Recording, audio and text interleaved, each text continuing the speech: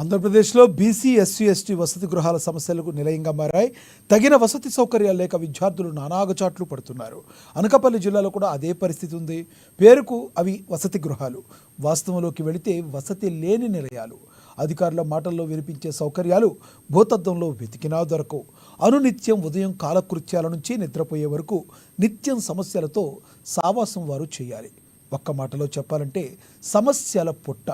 అసౌకర్యాలకు అడ్డాగా ఈ బాలికల వసతి గృహాలు దర్శనమిస్తున్నాయి.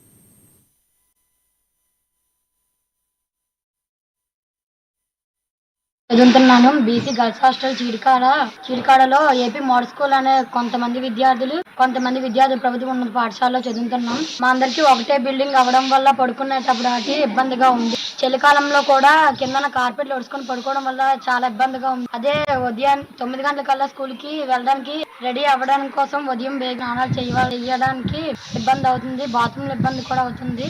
మాకు సొంత బిల్డింగ్ కావాలి అని కోరుతున్నాం. మేము బీసీ గర్ల్స్ హాస్టల్లో ఉంటున్నాము. మాది ప్రభుత్వ ఉన్నత పాఠశాల. మాకు ఉన్నది ఒకటే హాల్లో ఉంటుంది. అందులో 100 మంది విద్యార్థులు ఉంటున్నారు. అందులో కొందరు స్టడీ కూర్చున్నప్పుడు అయితే కొందరు పడుకుంటారు, కొందరు చేసుకుంటారు, కొందరు గోల్ చేస్తారు. చదువుకునేటప్పుడు ఇబ్బందిగా ఉంటుంది మాకు అందరికీ.